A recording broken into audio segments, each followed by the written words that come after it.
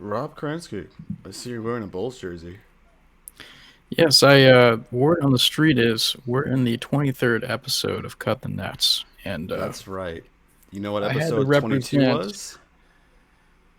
Yes. Jordan. Mr. Jordan, His Airness. Yes. Episode 22 last week, even though it was the flu game episode, we're still going to continue the trends of Michael Jordan. However, Jimmy Butler wears 22 on the Heat. His son. His son. I think you actually mispronounced his name, Jeremy. It's Himmy Butler. I'm sorry. Himmy Butler. It's a soft J. By the way, if the Heat win the NBA Finals, I declare that Jimmy Butler get a DNA test and share it with the entire world. Yeah, I agree. Rob, I can see why you're wearing a Bulls jersey too. If it weren't for the Miami Heat, the Bulls would have made the Finals too. You're correct, 100%. And I'm reminded of those nightmares nightly. If DeAndre DeRozan skips school again, then yes, the Bulls would have made the Finals. You know, and it hurts because not only that, but back in no, I'm thinking of LeBron Cavaliers. But there was the Heat kept the Bulls from the finals back in the D Rose Butler days, and then this year too, and we played them hard. I'll take that. But Brian, I want to also bring up that the New York Knicks are the second best team in the East. That's something to write home about. Valid. They were probably Knicks Nation, baby. They're probably the only team that couldn't guard a player efficiently well.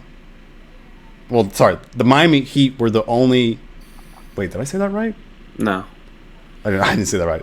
Jalen Brunson Knicks. was the only player that the Heat could not guard compared to the other teams they faced and players they faced. That's a better way of saying it. All right, welcome everybody. Welcome guys to Cut the Net. Welcome guys to Cut the Nets. that's low-key a hot take, but I agree with it. I don't care, Barbara. If he can't throw a football, get him Barbara. In a bad way, but they're playing like nitty gritty. Like Brian, hit the gym board. Look at that. This guy. Yeah. No. Like I'm saying that Jalen Brunson will play really well in the playoffs. Oh, then yeah, I did misunderstand you. Yeah, you misunderstood me. In his veins. You guys haven't been relevant since Cam Newton. We're basketball podcasters. We're not Met Gala attendees, dude. You know what's great though? The fact that Brian is over you. He's literally over you and literally looking down on you. Was that necessary? Really? Do you feel better sold after having said that, Jeremy? Oh my God, you got embarrassed enough. Okay, I'll take the hat off. I'm sorry. My bad, guys. Here, I got a Vegas hat here. I'll put this one on.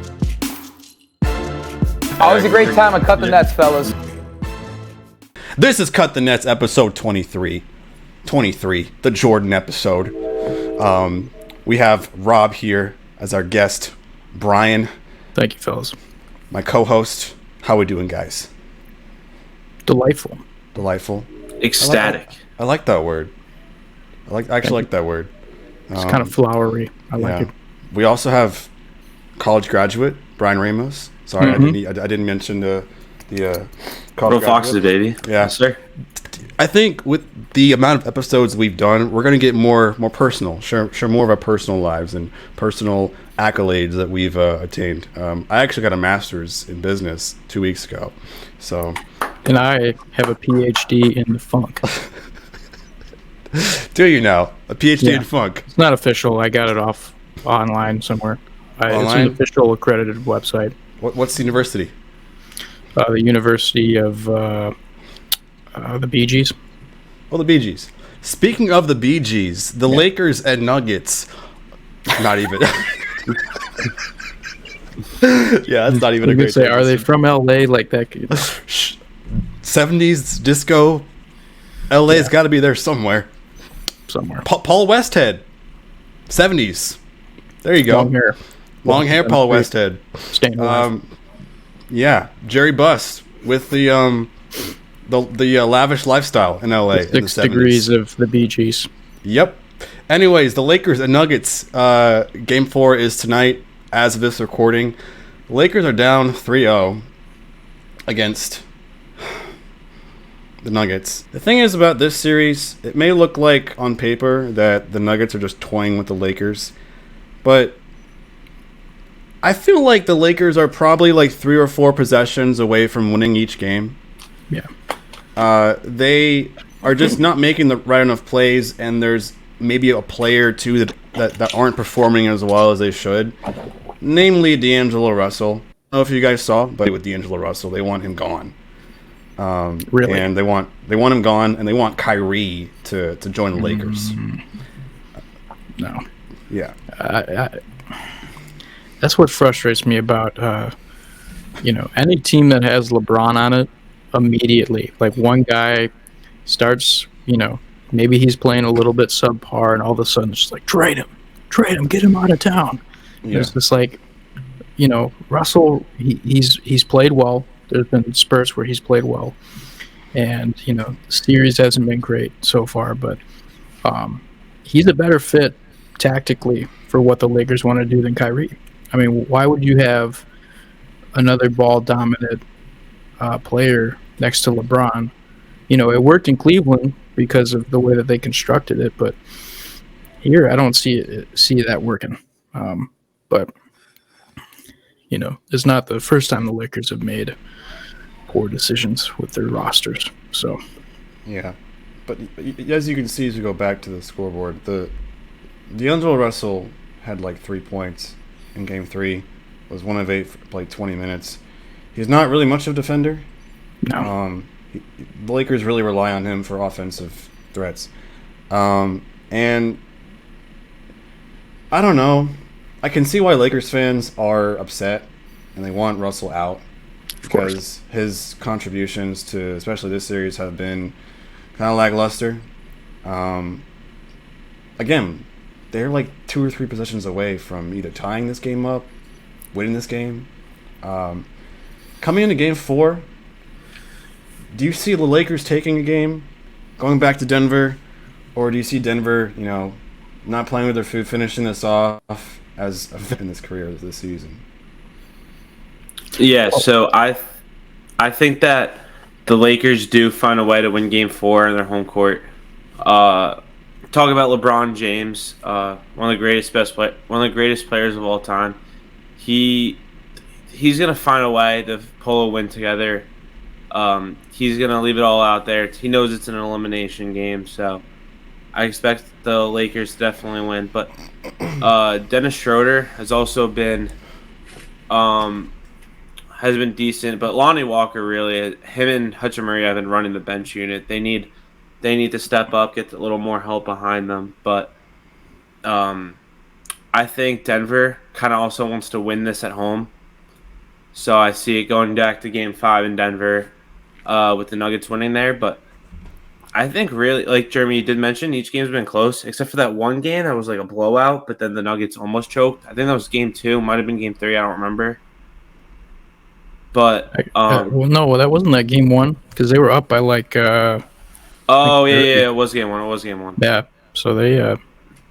This really, I think, what the Lakers should take out of this, if they end up losing the series. Darvin Ham really was playing chess with Michael Malone because, the Lakers made some serious adjustments on Jokic and it was working. And then they started making adjustments and trying to basically whenever Hachimura is guarding Jokic, they try to get them to switch so that Jokic can get a more favorable matchup. And a lot of it's just matchup switchings, matchup hunting. Looking at it, and then Jamal Murray has stepped up big time in certain games. So it's going to be a dogfight. I mean, even this game, I wouldn't even say either way. It's the Lakers can win at home, get a little bit of boost there. It's one game at a time. But with the Nuggets, I could see him just clean sweeping it tonight too. They just don't want to even bother with a series further than this. This Nuggets team is full of killers. They're really focused and really want this badly. So it could go either way. And like Brian said, I could see it. Lakers taking this game and then the Nuggets finish off at home, but it's hard to tell. Yeah. keep in mind that Darvin Ham is putting Mo Bamba in the rotation for Game 4. I guess Mo Bamba came from injury, but I don't really think he was injured, to be honest. No, I mean that's going to throw another look at Jokic, especially with Bamba's length. Yeah, so I think that's going to be really interesting to see. When they double team Jokic or when they try to get Jokic on a better matchup, then Jamal Murray is much more lethal, and so that's why they're such a really good duo. I mean, I said this before earlier, in the season that the Nuggets are an NBA regular season MVP team. Now they might be turning the tide. This is probably going to be their year, given that they've had a 11-3 postseason run, if I'm not mistaken, which is pretty masterful. I will say that the Suns may have made it like a series with those 2 wins in Phoenix with KD and Book, but other than that, the Nuggets have really just every single team they've faced. And I think that even though the Suns took them to 6 games, I'm cutting out, by the way. My internet is trashy for some reason today. That's all right. Even though the Nuggets took them out in 6 games, the Phoenix Suns, I feel like the Lakers are a much tougher matchup for them. Mm-hmm. It's just that it goes basically, like I said, it's a 3 or 4 possession game right there. Like it just goes between 3 or 4 possessions. The Nuggets kind of figured out what to do with Devin and Book after those 2 losses in Phoenix, and then they just kind of just sailed away, And then they made that Game 6 kind of reminiscent of Game 7 against the Mavericks. That was rough. At Phoenix last season. Speaking of the Nuggets, the Heat are also 11-3 in the playoffs. We'll get to that in a second, but let's talk about a scenario because I know we're going to upload this tomorrow morning. So the Lakers game and Nuggets is tonight. Let's talk about a scenario if the Lakers win Game 4, going back to Denver. What do you expect to see from them? Going back to Denver if they win Game 4? Well, simply put, I think, and what I wanted to continue to say is I think the Lakers, Jeremy, to bring up your point from earlier, are the Nuggets just simply are kind of toying with the Lakers. The Lakers have no match for them defensively. Simply put, the best dynamic duo in the playoffs has been Jamal Murray and Nikola Jokic, and it's not even close. Like, Jamal Murray had 37 points in Game 3. He's finally finding his groove, and then they're getting key contributions from guys like Bruce Brown, Christian Brown has been awesome. Yeah, he has been. Aaron Gordon, Michael Porter Jr. finally looks like the player he's supposed to be. The Nuggets just simply look unbeatable, and the Lakers have no match. With that being said, if the Lakers can find a way to win tonight, I think that gives them huge confidence and momentum because they finally know how to beat this Nuggets team if they win tonight. Yes, Every game has been a few possessions close, like going this way or the other way. But if the Lakers can find a way to win tonight, yes, they have a slightly better advantage crowd-wise because they're beyond their home court. But if they can find a way to win tonight, I think that exactly helps and shows that this Nuggets team is beatable. And I think the Lakers just need to find their weaknesses. They need to play their perfect game. Yes, they made a bunch of acquisitions at the deadline and became a much better team. One of them's D'Angelo Russell. He cannot be going off. He cannot be getting 3 points. Simply as that. Anthony Davis needs to continue to be the best player in the purple and gold. And LeBron's even said that. He goes, we're not going to win a championship if I'm the best player on the team. And Anthony Davis even knows that. He's been doing good.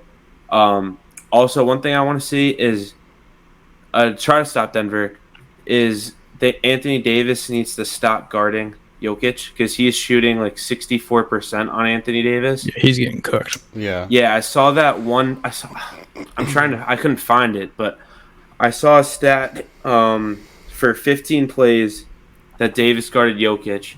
Jokic was averaging like 1.5 per possession, like shooting 64% from the field and all this stuff. And then they put Vanderbilt on him for 6 plays. And Jokic had 2 turnovers, was like 1 for 6 or over 6 on the field. So, like, someone like Vanderbilt should be guarding Jokic. Maybe that'll make a difference. Well, like I said, the Lakers need a probably perfect game, but I think if they win tonight, gives them the confidence that they know they can beat the Nuggets and it's a beatable team. And even if they don't win, they could at least make it a series, as opposed to getting The thing swept. is, if you don't put Davis on Jokic and you put him on like MPJ, then that puts Davis back out at the top of the key or at the 3-point wings. Because Michael Porter Jr. is a 3-point shooter or he's a slasher. And Davis is really their only solid rim protector. Like Bamba, he's kind of flimsy and he's going to be back tonight, but they've been kind of playing Davis back in the drop and kind of playing help defense, when they can. But no matter what, I mean, you can put Vanderbilt on Jokic and eventually Jokic is going to figure him out. Like, Jokic is just a mastermind. So it's just like you constantly have to put different guys on him and just change those looks almost every possession in order to just kind of keep him at odds enough, because you're not going to stop him. You can only hope to contain him at this point. Yeah, no, he's just. There was one game where I just saw he was just making shot after shot. I think it was the 53-point game he had.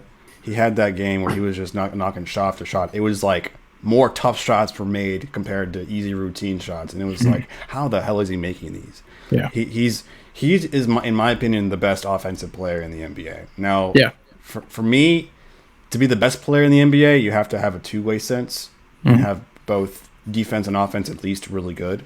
Jokic, the reason why he's not, his defensive liability is not really showing there much. He's got Aaron Gordon and Bruce Brown on the team, and PJ with those blocks, sure, but like Jokic is still. I mean, I would say that he's a better defender this season, but it's not amazing. It's not like top tier defense like with Bruce Brown and Aaron Gordon.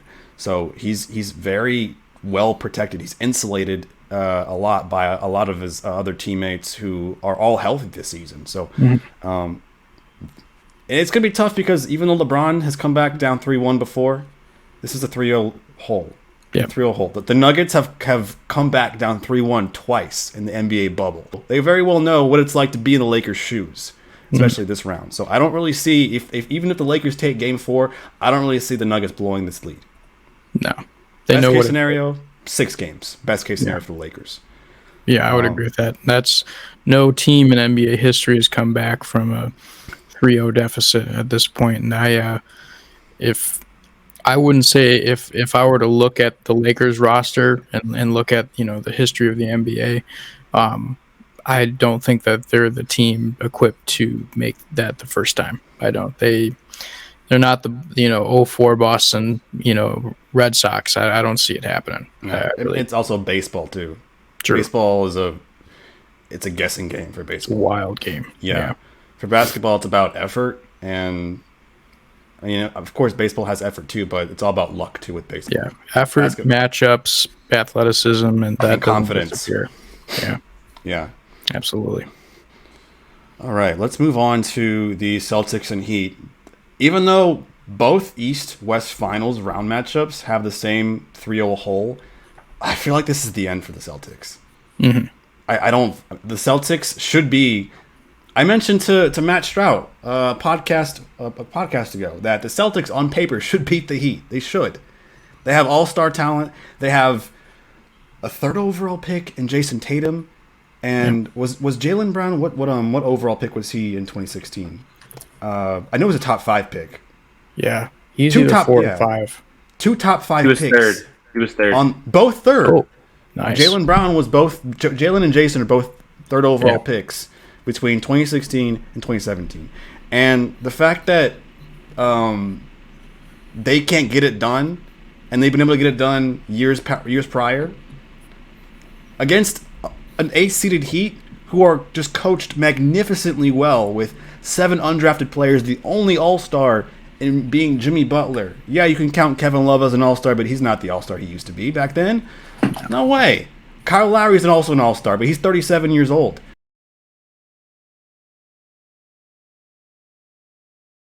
Like, there's no freaking way that, on paper, the Heat should outlast the Celtics. Hell, even have a chance to sweep them. If we could pull the Game 3 stats for the Celtics and Heat, man, it was just embarrassing to watch. Just look at this box score too. It's gnarly. Absolutely embarrassing for Boston. The Celtics plus minus is atrocious here. You look at this. So you've got the Heat here. I mean, Jimmy Butler. I've been watching film on him. This man's a menace. He's I think of the scene in Rocky 3 with Clubber Lang where they're talking about him, and he's just like, he's a killer, Rock. He's a killer.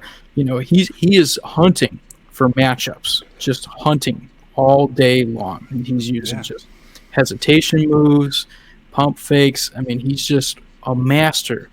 He's become a master in the mid-range and the post now, where it's just, and if he gets you with the right step, the right jab, the right pump fake, he's either going to dice you at the basket, or he's going to kick it out to one of his guys. And Gabe Vincent's playing well, Strus, Caleb Martin. I mean, the whole supporting cast. It's just perfect storm.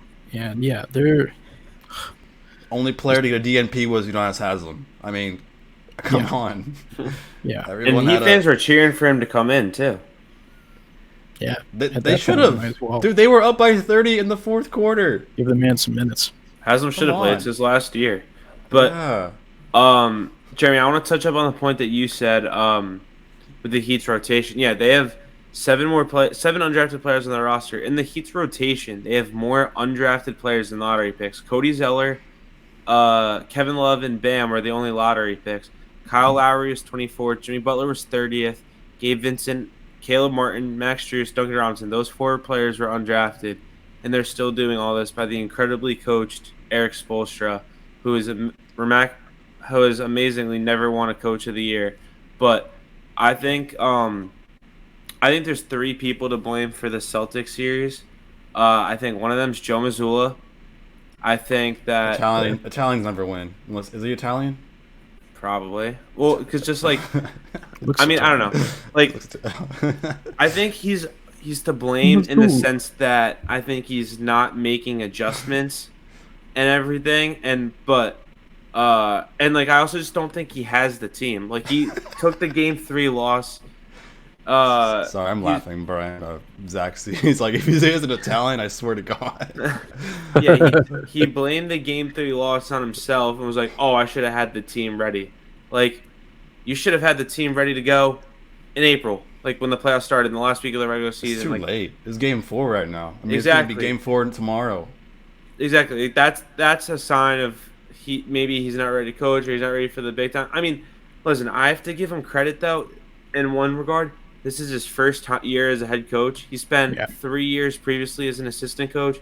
Obviously, he was kind of thrown into the wolves there, kind of fend for himself because he never really had a grace period. Like, he didn't have, like, preseason and training camp to get used to coaching and make his mistakes early then. It was with the whole Udoka situation where he was like, all right, Missoula, this is your team, like halfway through the season.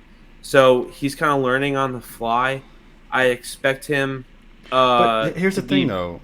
Here's the thing. The Celtics were like 26-5 or something to start the season. They were gunning for the first seed. Yep. Yeah. So, and that was under Joe Mazzulla. Well, one thing that I've noticed with the Celtics that it's a tendency they tend to get into is that they like to take a lot of three-pointers earlier in the shot clock, and they also they just kind of get into a rhythm of doing that. And, they looking at the possessions they've had lately in these games where they start to get down and they just keep chucking threes. And it just they dig themselves huge holes because they're, like Tatum sometimes is like he's dynamic and he can get to the basket, and other times it's just like he can barely hold on to the ball. And it's the same thing. Jaylen Brown will show that in spurts, and it's kind of a weird dynamic sometimes with the two of them. They don't know what to do with themselves sometimes because one of them might take over, the other one might take over, and the other one kind of sits back. So it's just the offense, as good as it has been, and they're obviously their record, 57-25 to this point. They're no slouches, but if that three ball isn't going, they're having a rough time creating offense outside of that. And 11 for 42 from three. Yeah. That's not going to get the job done. Yeah, 26.2%. And I think like the other reason why you can blame Missoula is with the whole adjustment thing. They said it. Stephen A. and Kendrick Perkins said it today. Robert Williams needs to be in the starting lineup. He's been their best defensive player. Him and Derek White have been, from a defensive standpoint, the two biggest impacts on the team. Al Horford, 37 years old, or however old he is, with a -21. He is simply just listen. The only reason Missoula starts him is because he's an offensive-minded guy, and he thinks it's a faster playing offense. But the reason why that doesn't work, and it alludes to the 26.2%, and why you should blame Tatum and Brown for the series, because these two stars aren't showing up. Tatum went 1 for 7 from 3. Jaylen Brown went 0 for 7 from 3. Part of the 26.2% as a team from the 3. They also just disappear in the fourth quarter. This whole season, they haven't scored a point in the fourth quarter, the both of them, and that's another reason why they're losing, and why they see themselves down 3-0. Is that the whole playoff series, the whole playoff season? Whole playoff series. Yeah. Yeah, I mean, and that's, and correct me if I'm wrong on this, guys. Both of those are all NBA picks. Like, they were all Tatum and Brown were either first, second, or third all NBA players. So it's like, how can you have your two best guys that are elite at their positions score 14 and 12 points respectively in a game that was pretty much the deciding factor of this whole series? Because if they would have at least won game 3, it's like they're still alive. It's 2-1. It's very frustrating to watch. There's a lot of remedies to this and adjustments they could have made. Yeah. And even worse, they got swept at TD Garden, and that's supposed to be one of the hardest arenas to play in. And now they have another game in Miami that could end their season. Which I think it will. Oh, 100%. I think it will. Miami, first of all, has been surprisingly hard to play or difficult to play in. They're undefeated in Miami. Yeah, so doesn't really make sense. To me, why the Celtics have been so bad. They just there's a play that I remember seeing in last night's game where it was a Celtics ball. I think it was the second quarter. I think they were down by like 15 or 14 points, and they're pulling it up to the top of the key. Tatum gives the ball to Jaylen Brown, and like they're just standing there. Nothing. There's no playing. There's no handoff. There's no offensive play calling at all. It's just there. Jaylen Brown just kind of looks around, and he's being guarded. I forget who's guarding him, but he looks around. He's like probably 29 feet from the basket, so a little bit of a long range three. After like 10 seconds of standing around, he just chucks a three and just airmails it. Yeah, and then in that same quarter, you have the Heat having their offensive possession. It was a fast break. It's a beautiful fast break. One player passes it to the inside, and then the player that gets the ball on the inside gets double teamed, and then he kicks it out to the wing or to the top of the key to Max Strus, who drains a three. And I was like, that's beautiful basketball. Like that, the ball that was passed inside could have been out of bounds. Yeah, but it was nearly out of bounds. But the ball was passed quickly before it happened to Max Strus, and he just drains it. And I was like, that basically was the dagger. Even it was just the second quarter.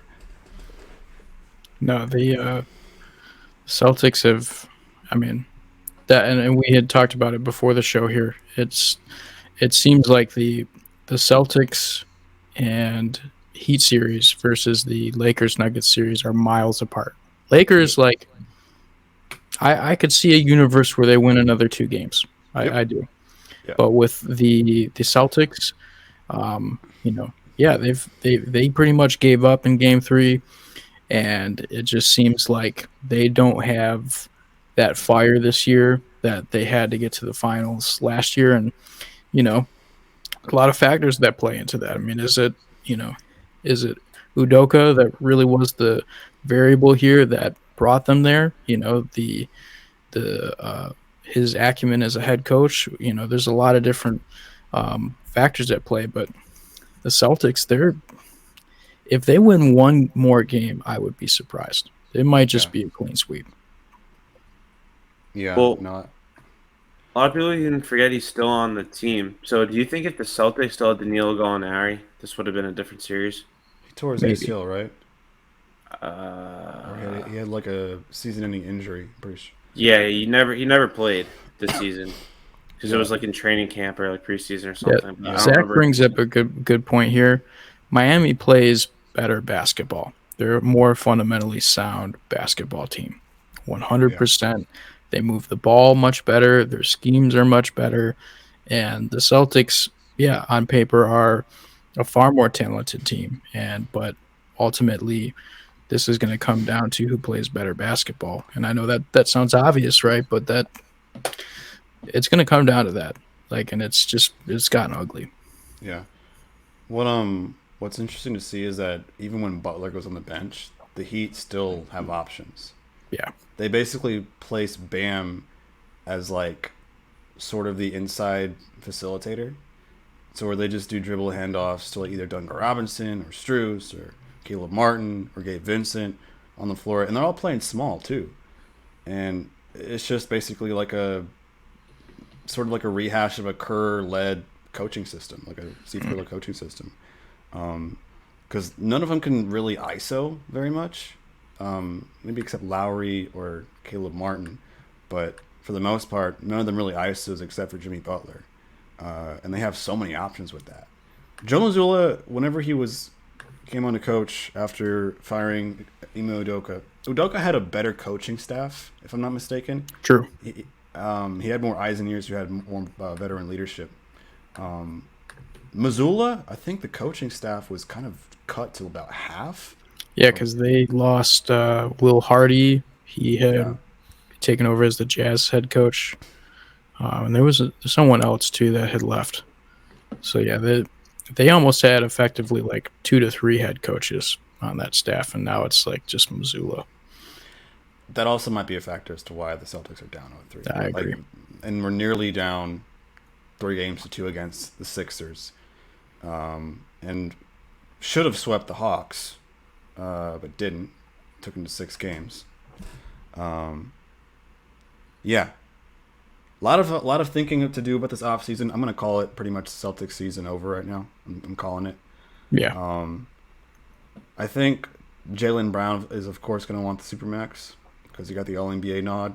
So I don't know if he'll be involved in a trade package for any team, but he's definitely gunning for the Supermax contract. Any sort of input there, or?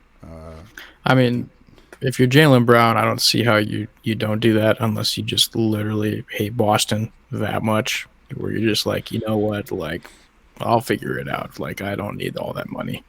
But the thing is that there's been some speculation of him wanting to go to somewhere else, leaving Boston. So, yeah, I mean, he might actually go search for a team that's willing to give him a Supermax. Yeah, because I don't think he necessarily hates Boston, but I think he does want to get out of there. I mean, best case scenario for Jaylen Brown is a sign and trade. Mm-hmm. So he can still get his Supermax and then can still go wherever he wants. Because, like, I think the reason why he feels disrespected is, for starters, he's the best. Like, he could realistically be a 1 on a great team, like on a playoff team, maybe even championship contender. Because obviously Tatum is a superstar, but so is Jaylen Brown, and Brown doesn't get the credit for it. And he's only 26 years old, Jaylen Brown, so he still has plenty of like basketball. Like, he's just entering his prime right now, so he still could be that guy. And like, when it realistically should be a 1A, 1B with Brown and Tatum, because it's like they say, it's like one goes off, then the other goes off. But I feel like nobody talks about Brown getting that recognition because they're all like, oh, Tatum, like MVP candidate year and all this stuff. So I think Brown is kind of living in Tatum's shadow, hence Definitely. why I think he wants out. It's Yeah, funny. and It's he's been involved in trade rumors for 2 to 3 years. I mean, he's yeah. like it's hard for you to feel secure as a player, and you're as good as he is too, to be hearing that and constantly be chirping to your ear. Oh, well, they're talking about this, they're talking about that. It's like I'm not sure I would want to be there either.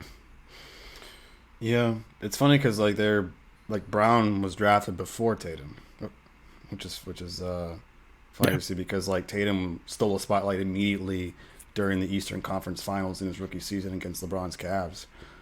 Took him 7 games. It was Tatum that was traded by Philly for Ben Simmons, right? For Yeah, they yes. traded down. Yes, yeah. Danny Ainge's Yeah, great well, move that's right also there crazy. Can you imagine Tatum on Philly? Oof, with Embiid. I mean, they would have never had Jimmy Butler, but true. No, they probably still could have. Yeah, they might not have I gotten. mean, it Tobias would have been a Harris. lock if it was if it was Tatum, Embiid, and Butler, a lock. Yeah. But they would have to probably deal with like salary distributions because Tatum and Embiid would get the supermax contract. I don't know. Doc Rivers might still find a way to mess it up. Like it was basically like Embiid and Ben Simmons, like they were still in their growing pains. They were good enough to make the playoffs, but they weren't. Well, wasn't he fired after they got swept in the playoffs? Oh, it was Colangelo. That's right. It's Colangelo. Okay, gotcha. Yeah. I remember that. Yeah. Okay. So I guess Brett Brown was fired because of a coaching decision. Correct. Yeah. I don't know about Kawhi Leonard, because like, I feel like Tatum would be able to deal with Kawhi Leonard in his second year in the NBA. I probably think that they would. Well, especially if they had Butler on that team too. Yeah, well they did. I mean, but he was defended by Simmons and Embiid. Mhm. So, but still, that shot was amazing. Yeah, not much you can Amazing. do about that, but Yeah. Speaking of large supermax contracts, we're seeing James Harden, who's now going to be a free agent, after the Sixers fell while up being 3-2 because of Harden and Embiid's poor performances.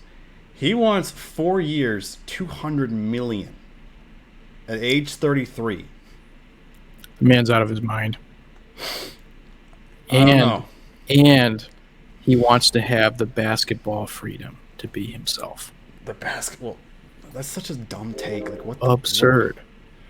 Was it Like because the- Doc Rivers didn't give him like the chance to be himself? I don't know, because up to this point, the whole reason the teams that he's been on have not succeeded have because, you guessed it, because of him. I mean, he's the root cause of almost all of his pain, but somehow doesn't know it. Like, he's not self-aware enough to know it. I don't know. Wait, Brian, you're saying that James Harden's slowly becoming Dennis Rodman? How is that like? how In does the that sense even- of like that he just doesn't have a care for basketball anymore. Like Oh, I okay. think Well, I see your take. like in my opinion, the reason why I said that about him slowly becoming Dennis Rodman is I think the reason where he said the basketball freedom is I think he wants the lifestyle freedom because when he was in Houston, when he put some weight on, that was when he was out partying, going to doing his little behavior stuff in Houston. I'm not going to get into that until what he Okay, did. don't bring it up. Come on. Don't bring that up, dude. That's not cool, Zach. Not cool. Oh, Thank you, Yeah, Zach. cool. And then that's what Yeah, that's happened in Brooklyn for a little stretch there. So, and he even asked Doc Rivers for permission to go to Vegas. So I think he felt like he can't live that life and he should be focused on Listen, I think that you're an adult, you're a grown adult, you can do whatever you want. But if it's to the point where you're hurting yourself or the team, because listen, when he was on Philly, their goal was to win a championship. Same thing with Brooklyn. Even the tail end with Houston, supposed to win a championship. And he's never done that. And like Rob said, it's because of him. Or a part A part of Yeah. it was because of him. Yeah. So he's haunting himself right there, like Dennis Rodman. After the Bulls 6 championships, he kind of hurt them too, and left a bad mark on that. So it seems like he's becoming like Zoom in for that. me.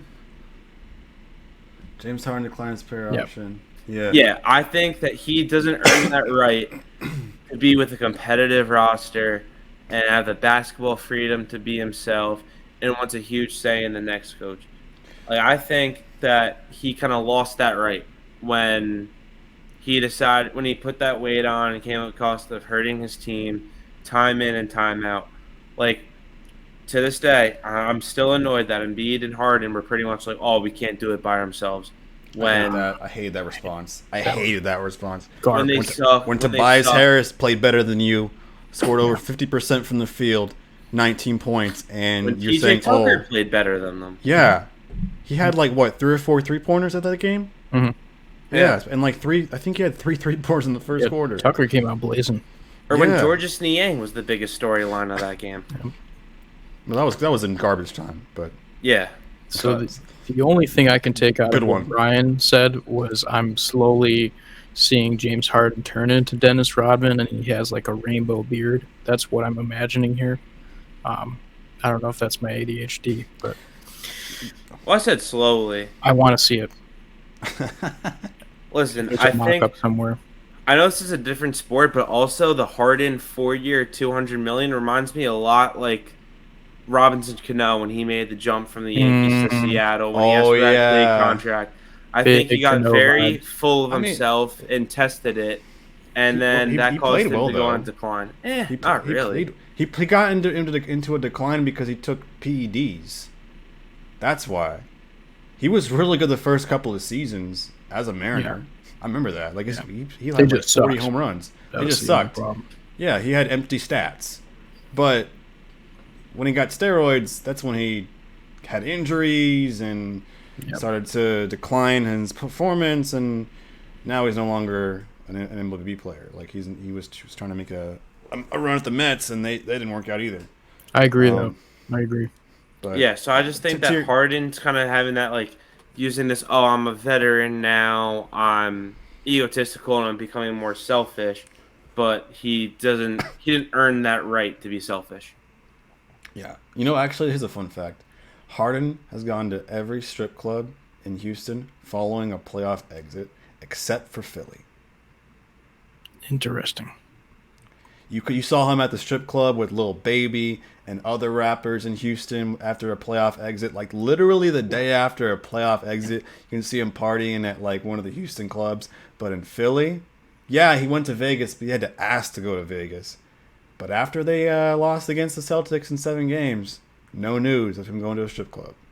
All right, follow-up question. How What's many up? of those strip clubs did you see Harden at, Jeremy?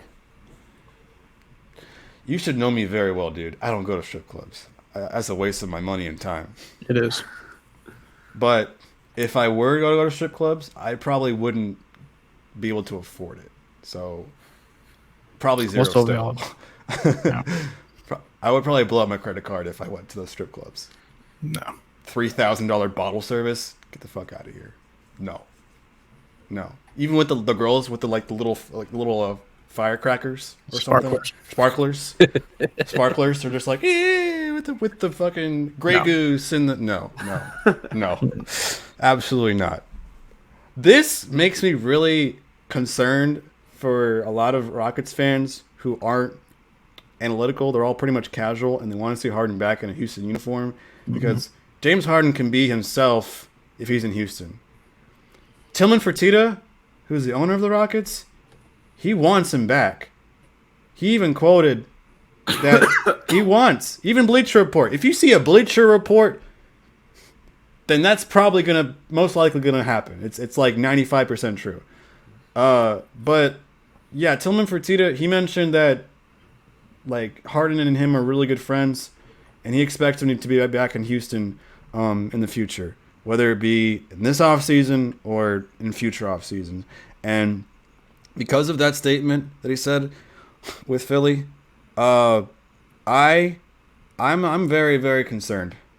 The thing is, you're right, Brian. With Jalen Green, I saw him on the podcast with Podcast P, Paul George. He mentioned during that podcast that it could be a 50-50 thing. If James Harden comes to Houston, Jalen Green's production takes a huge dip. Yeah. If it were to go the bad way. If James Harden actually did not be like himself and play like a veteran and was good to be a leader for the young guys and made them play better, which hopefully that's what he's going to do, then yeah, Jalen Green would play better. But I disagree with that. I don't think Harden can play well with young players like that. I just don't. No. Harden wants to have his cake and eat it too. Like, he wants to be a complete party animal. He wants to do whatever he wants to do off the court and somehow still simultaneously play for winning basketball, have this nice NBA legacy. It's not going to happen. It's just not. Like, and Brian brought the example of Dennis Rodman. It's like Dennis Rodman played a key part to the Chicago Bulls' success in their second three-peat, but wasn't as vital to that team per se as James Harden has been to the teams that he has contributed on, where offensively he's had to make a far more bigger contribution than Rodman's making defensively and rebounding. That's not to downplay Rodman's contribution, of course, because I don't think those Bulls teams potentially win without him, and as much as he hurt them in certain ways. So Harden is just I just hope he goes to a different team and just, I don't wish ill will on him, but like, he needs to learn his lessons on all of this. And for your sake, Jeremy, I hope he doesn't go to the Rockets. I really hope he doesn't. It's probably going to happen. Yeah, well, Jeremy, I got a question about you for that. So if Harden goes to the Rockets, do you think someone like a more tough and like his way or the highway coach in Udoka could fix Harden? Or do you think that's just a recipe for disaster? I think they will clash. I really do. Harden, at this point in his career, especially with what he said, he wants to play in an organization where he can be himself. It's hard to really get out of old habits when you're 33, 34 years old, especially with the coach that is there to change the culture of the NBA and Ime Udoka. Udoka is likely going to get most of his coaching assistants back that if he hasn't already, and change the culture, encourage them to play at their highest level of confidence, at their highest level of play and talent. I'll reference the Podcast P episode again with Jalen Green.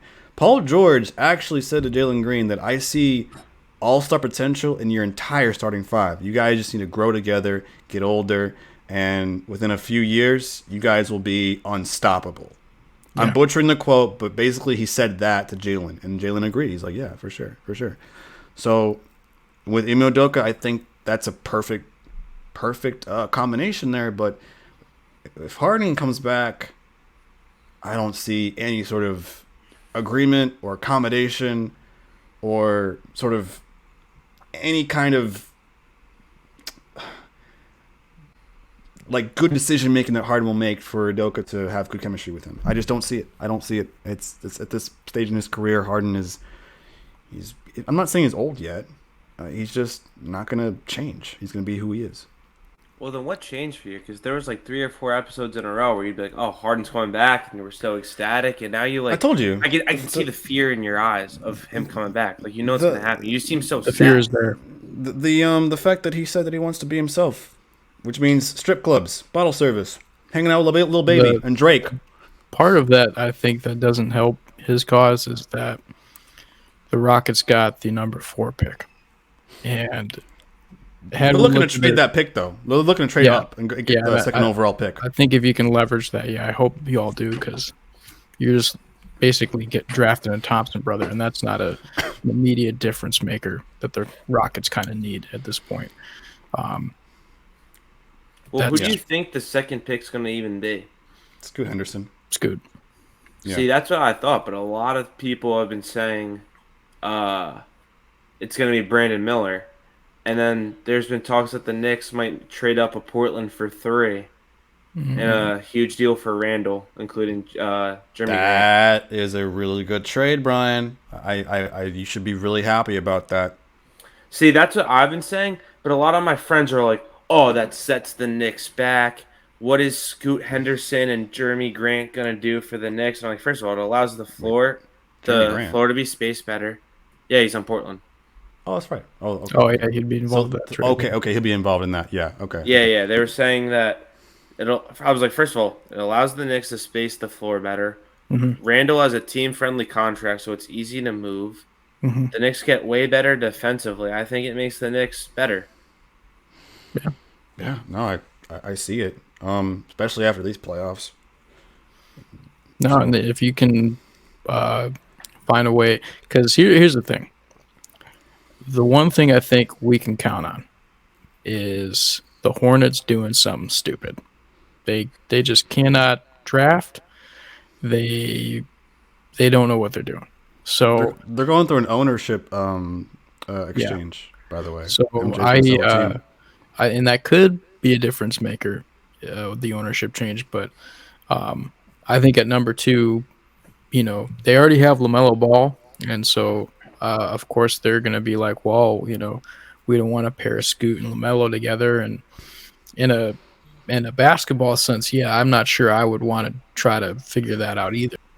If they go with Brandon Miller, he's going to be Scoot Henderson's going to be available at number 3. So anyone willing to take that swing, and the Knicks could afford to do it. And I think, I would even take Brandon Miller. Scoot goes at 2. I would still make that trade. Yeah. The 3rd pick and Jeremy Grant for Randall. I'd Yeah. still do it. Probably have to throw in a little more picks because the Knicks don't even have a first rounder this year. But yeah, y'all got a lot though. Y'all got a lot you can use to leverage. So Brandon Miller would be good too. And yeah, he wouldn't have a huge amount of pressure on him either. It's just with like protection and stuff. If everything goes the Knicks way, they'll have 4 first rounders next year. Yeah. Between Very solid. theirs, Dallas's, Washington's, I don't remember the other team. Yeah, no. You are right, though, Brian. I think because I remember seeing some different forecasts out, and they've got a lot of draft picks to work with now, especially, again, if they flip over the right way. But, yeah, it's possible. That'd be a hell of a trade, though. That would be cool. Yeah. That would be like the Knicks know what they're doing.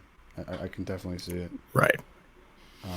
But hey, Knicks have always made disappointments over the last decade. So Also true. Sorry, I Brian. don't know. Sorry, Brian. Hey, I'm not trying to be a slant. I'm not trying to slander your team. No, hey, man. I want you to be truthful. It's part of your job. Hey, man, the fact they got Jalen Brunson, that's going to keep them in a lot of games. So, that'll be keeping them in playoff contention for sure. Mm-hmm. Spurs getting Victor, I think it's kind of kismet. They got. What'd you say? What'd you say? Kismet? Kismet. It works. Yeah. Interesting. Yeah, Popovich always gets his foreign players. Because his foreign players, you got Tim Duncan too as a first overall pick, one of the best power forwards ever made in the NBA, and they're saying that Victor's going to be even better than Tim Duncan. Oh boy, it's the perfect pick for the Spurs. You got Tony Parker's already French, and he can help mentor Wembanyama. You've got Tim Duncan, who is in the same exact spot, like to the T. And then, Ginobili, all those former Spurs, especially the foreign guys that played in some of those leagues, and then the transition to the NBA. He's gonna play so well with Sohan and Keldon Johnson. I know. Sohan is Sohan's good. Sohan's almost a solid. perfect Spur. perfect guy to put next to Wembanyama at the 4. Yeah. It's just like there's so much about it that makes so much sense that it's like you've already got, Trey Jones, the point guard, not flashy, not gonna do anything exciting, but he's really solid. His plus minus, his assist to turnover ratio numbers are really good. And you've got Devin Vassell. He got hurt, I think, early earlier this year, but he was shooting the lights out. I mean, 40% plus 3-point shooter. Keldon Johnson, I think, was averaged 20 plus points a game. They pretty much ran the offense through him. So they've got a lot of options to work with. And Sohan is kind of underrated in terms of a play initiator. And there's a lot of upside there that the Spurs are kind of scary now. I would be the rest of the league. Give them a year or two, maybe 3 years, but they're going to be tough. Well, it's funny that you mentioned Tim Duncan being a mentor because he was actually an assistant coach for Popovich in the 2019-20 season. But then Popovich said the only reason why it was 1 year was because he doesn't have the knack to mentor a team. Interesting. Pop's gonna definitely stay if they do choose Victor, but again, he's 69, 70 years old now, approaching his 70s. Not sure if I see too many coaches in basketball NBA being in their 60s. 74. Pop is 74. What? Fuck. You see what? Like that's what I'm saying. Like there comes a time where you don't have the energy to coach a team like that. Stress and your old age and stuff. It's gonna come back to get you. I don't know though. I think Pop he coaches long enough to get another ring and then he dips out and he just like passes it off to someone on that 5 staff. rings. He's the best coach of the NBA of all time. He already flew to France to visit him. Second best coach. Sorry, Phil Jackson. My bad. It's Bulls fan. Oh, I wasn't gonna go there, but yeah, you're right. I mean, What? well, he's the winningest coach, right, in terms of total wins. Yeah. Who are you gonna say? Like what? Jerry Well, I would Sloan? go either Phil Jackson or Red Auerbach. Okay. Who's Red Auerbach? He coached the Celtics in the 60s and 70s. Bill Russell. Oh, back when they were plumbers. Marcuzzi. Yeah. Back when they were Yeah, plumbers in Pop the NBA? is the most winningest coach of all time, Rob, Yeah. Okay. Yeah. by 29 wins. So he's got 5 rings to what Jackson's got. What 9 or 10? Yeah. Yeah. Well, yeah. 11. Because he had You know, Doc Rivers is the 9th winningest coach of all time. what? It's because he keeps getting jobs because of the 08 championship. True. That's it. He's holding that like he's milking that 08 championship. He's just milking it over and Pat over. Riley's 5th. Yeah, that makes sense. Yeah. Between the Heat and Lakers. Yep. And, well, Knicks should have been a ring with the Knicks. He's a Pat Riley with the Knicks was a pretty cool time. I don't know. It just looked cool to me. I mean, Pat Riley had the Riz. They beat even though they didn't beat the Rockets in 7 games. I'm still saying Pat Riley was a really good Knicks coach. Thanks for the reminder. Yeah. Sorry, Patrick Ewing cannot get past Hakeem Olajuwon, the MVP of that year too. Rough. All right. What else we got to talk about? What else? Oh, let's talk about Kyrie's verbal handshake with the Dallas Mavericks prior to getting traded to Dallas. Do you think Dallas is going to go for that? It's going to sign Kyrie to a max deal like that, 4 years, $200 million, and have him alongside Luka Doncic? My gut feeling tells me they're going to do it. I'm terrified to say that because that is disappointing with my proximity to Dallas, but there's something that tells me that they're going to do it. They're going to pull the trigger on it, and for whatever reason, then Luka's just going to be like, deuces, and just dip out, demand a trade. You know, maybe yeah. I kind of want to see what that looks like, but dude, that'll be awesome. That would be insane. Luka to New York. For what? Julius Randle? I don't want to go on a rant about this, but it happens every fucking year where it's like, oh, this guy's coming to New York. This guy's coming to New York. They've said Giannis, Luka, and Embiid. Yeah. Already? This season? Already. Okay. And then before that, it was Durant and Zion. Yeah, Durant, Kyrie. 1 year was Kobe. Yeah. The Pat Riley with the Knicks, they were talking about LeBron. He was very close. Then Steph Curry was close to getting drafted to the Knicks before the Warriors traded up. Every fucking year this happens to me, and I get let down. These writers need to be fired. If I just set my expectations at Seth Curry, then I won't be disappointed. Yeah. Oh my God, that's horrific, Zach. Why would you just speak that into existence? Luka, Giannis, and Jokic to Golden State. Oh God, Oh, that's no. that's like European beatdown right there. Yeah, no Oh my one's beating God. that team ever. Nobody is. They're all Actually, just I gonna feel like retire. does Luka and Giannis both need the basketball in order to play well? I think Luka does. I think you could find a way to have Giannis be successful without the basketball. Especially, I think it's in, going like, to be a pick and spacing rolls.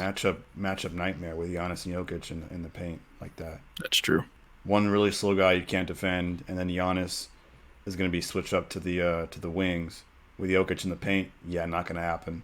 Like, nah, I don't know about that. That's going to be a matchup nightmare for them. However, I mean, under Steve Kerr, I think that they could probably do it. But that's just a pipe dream. That's an NBA 2K My GM roster move right there. Yeah. I know that we had like we were probably a week before then, but John Morant had that gun video again. I don't know. I mentioned it last week on the pod when I was really sick, and no one talked about it. Like Matt was on the pod, and Meyer was on the pod, along with Brian, and y'all didn't say anything. And I'm like, all right, we won't talk about it. But I'll say something if you need me to. I'll do it. I'll say something. I'll be the guy. Go ahead, Brian. Brian, you were there. To be honest with you, this might have been when you were bugging out. Oh, I was also in a flu game-esque state too. Yeah, we were both in flu games, bro. Salt Lake City. Yeah. But yeah, someone must have gave us food poisoning, like in Utah, like that happened in Jordan. Yeah, bad pizza, man. It'll do it. But with John Morant holding up the gun in an Instagram live video again for the second time, what's a likely sanction for John Morant? I think. Oh, go ahead, Rob. All right. No. That's I think 25 game suspension, and he has to go through a course of training, of like social media training, gun training, all that. I just like he's young, so obviously he's gonna make mistakes. I think he's still learning, but at the same time, he obviously needs to be at fault because he's an NBA superstar, role model to tons of young kids. Like now, like anytime I see a little kid with a John Morant jersey, I just sit there and laugh to myself. Like, why are parents still letting him have like this jersey? And so stuff like that. Can we Zach, can we go to ChatGPT and like tell it to write an apology and see if it comes out the exact way that John Morant.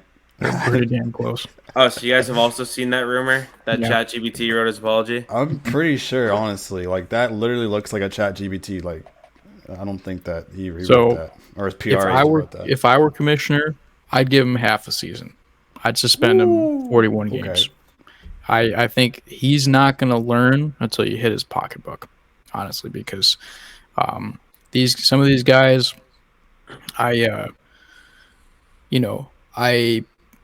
understand to a degree. Like for him, I think personally, when you look at his life, he's trying to get a kind of a taste of that life because he didn't live that type of life. Where he grew up, he grew up in like I think it was South Carolina, in like a small southern town. Like it just not even remotely dangerous, whatever. So now it's like he's kind of hanging out with some of these guys, and he's feeling himself and feeling tough and all that. And it's just like, but I would be heavy-handed with him because they already kind of gave him a light sentence there. So I give him half a season.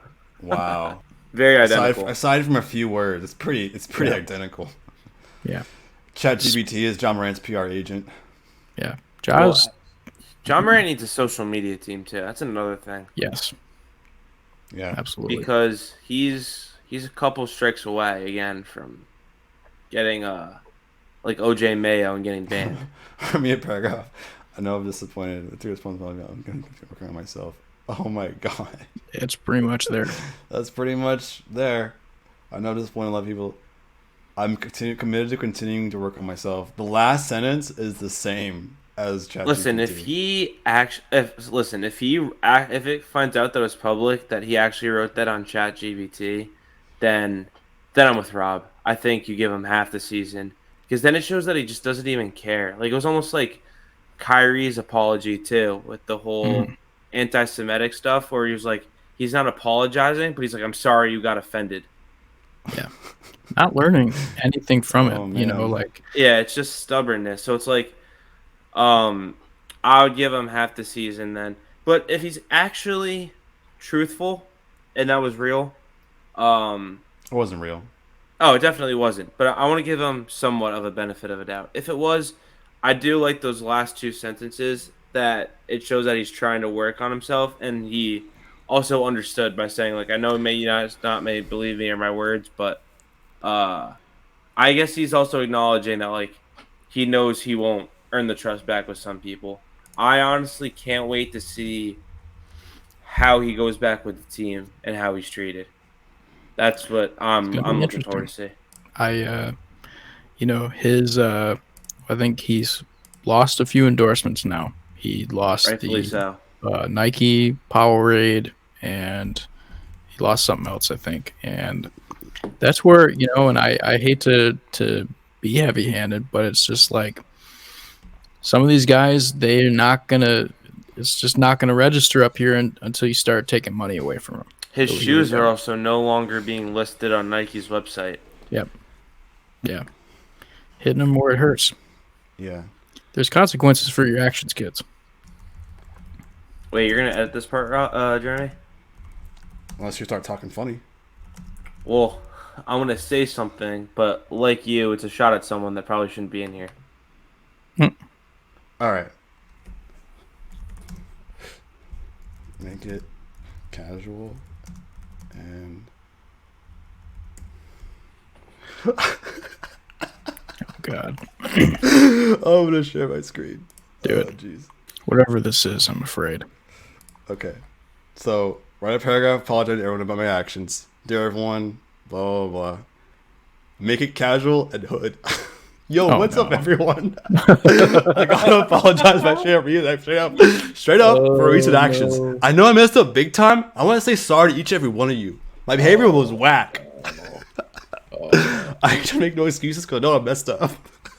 Does it say no cap in there anywhere? I don't see it. I hope y'all can find out your hearts. Forgive me for real. On Right? God. Make it Gen Z style. Yeah, please. But go off, fam. Hey, fam. I got look it up. it They're says probably no no recent actions. It says no cap. Yes. Oh, no. Oh Stay man, lit. stay lit. Oh, it says no cap Oh, again. God. No cap again. Wait, where's it? No, Zach, No this has cap. got No cap. No excuses. I The messed up. train's I'm off the owning it. tracks now. I'm all about that personal growth vibe. This is far and away the worst thing I've ever seen. Oh my god. Oh, Oh man. Oh man, All right. I wish some people, That's going in. That's some going people in. at BSP were on that personal growth vibe. That's going in. Oh man. oh man. Oh jeez. All right. Well, I Had to think be that concludes the episode for episode 23 of Cut the Nets. Last thing we got to do though, shout out to Carmelo Anthony. His NBA retirement came in today after 19 seasons in Impressive the NBA. career. Yes, Really sir. good career, one of the best ISO players in the NBA. I can think of that 62-point Knick game against Chicago. Yeah, it's been real. Yeah, he's Carmelo my Anthony. guy. He's the reason I fell in love with basketball and became a Knicks fan. 10-time All-Star, won the scoring title. He's 9th all-time in points, 79th all-time in rebounds, 176th all-time in assists, 91st all-time in steals, 15th all-time in field goals made, 27th all-time in three-pointers made.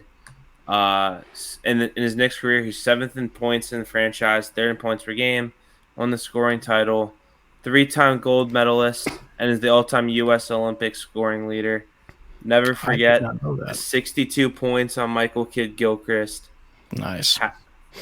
Second overall pick and Michael Kidd Gilchrist. Second overall pick. 3 to the dome, baby. Yeah. 7 out.